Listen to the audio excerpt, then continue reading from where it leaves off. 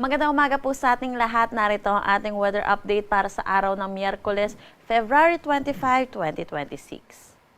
Easterlies or yung mainit at malinsangan na hangin na nanggagaling sa dagat Pasipiko ang umiiral dito sa atin sa buong bansa. Sa ngayon po, wala naman tayong minomonitor na anumang bagyo or low pressure area sa loob at labas ng ating Philippine Area of Responsibility.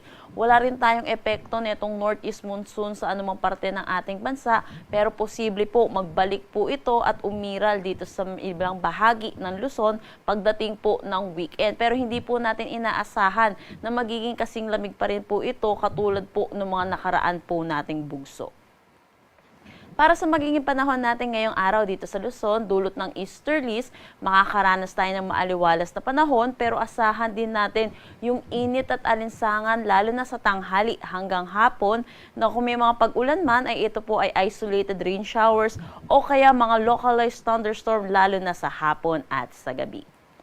Agwat ng temperatura para sa Metro Manila at Lawag 23 to 31 degrees Celsius, Tuguegarao 24 to 32 degrees Celsius, Baguio 16 to 24 degrees Celsius. For Tagaytay 23 to 29 degrees Celsius at Legazpi 25 to 31 degrees Celsius.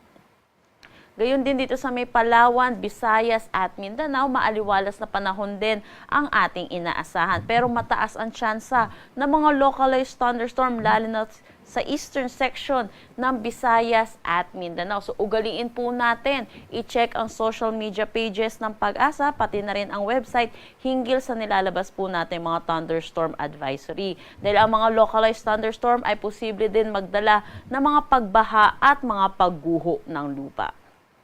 Agwat ng temperatura para sa Puerto Princesa at Kalayaan Islands, 26 to 32 degrees Celsius. Dito sa Iloilo, 25 to 32 degrees Celsius. For Tacloban, Cebu at Cagayan de Oro, 25 to 31 degrees Celsius. Zamboanga, 24 to 33 degrees Celsius. At Davao, 25 to 33 degrees Celsius. Wala naman tayong nakataas na anumang gale warning sa anumang seaboards ng ating bansa. Ang sunrise mamaya ay 6:15 a.m. at ang sunset mamaya ay 6:03 p.m.